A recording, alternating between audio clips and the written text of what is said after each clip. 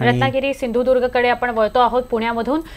पर्वती मतदारसंघातला आढावा आमचे प्रतिनिधी अद्वैत मेहता घेत होते। रत्नागिरी सिंधुदुर्गची लढत ही अतिशय रंजक अशा प्रकारची लढत आहे। नारायण राणे खरं तर भाजपचे सहयोगी खासदार आहेत, पण राणेंनी आपला स्वतंत्र पक्ष जो काढलाय त्याच्या स्वतंत्र पक्षाच्या सहाय्यानेच निलेश राणे यांना उमेदवारी दिली होती आणि निलेश राणे निश्चितपणे निवडून येतील असा विश्वास नारायण राणे यांनी व्यक्त केला। कारण संपूर्ण राणे कुटुंब आज मतदानासाठी बाहेर पडलं होतं। वरवडे हे त्यांचं गाव आहे आणि आपल्या नातवालाही कौतुकानं दाखवतायत राणे।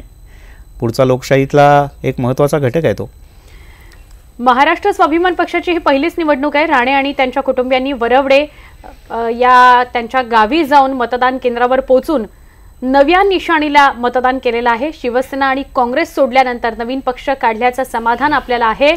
आपला पाठिंबा नरेंद्र मोदींना असल्याचा पुनरुच्चार राणेंनी केलेला आहे।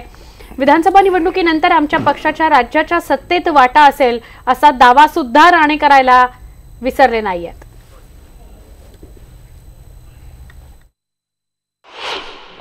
आपल्या बरोबर आहेत महाराष्ट्राचे माजी मुख्यमंत्री नारायण राणे। त्यांनी नेहमीप्रमाणे आपल्या मतदान केंद्रांवर मतदान केलेलं आहे। राणे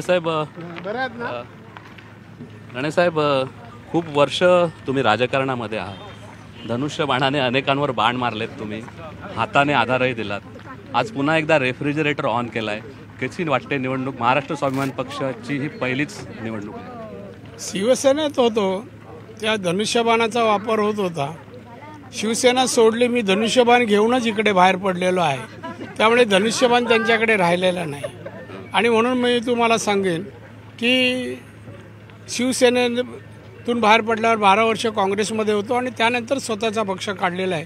आता मला स्वतंत्र पक्ष काढल्यानंतर एक समाधान आहे की आपल्या पक्षाला आपण कोणाची अडचण न येता चांगल्या प्रकारे वाढू शकतो, त्यामुळे एक आनंद वाटतो। इंडियाला तुम्ही आहात, भाजपला पाठिंबा दिलेला आहे। विधानसभा निवडणुकीत पुन्हा एकदा महाराष्ट्र स्वाभिमान पक्ष किती मोठ्या आस्पेक्टने बघतोय निवडणुकांकडे?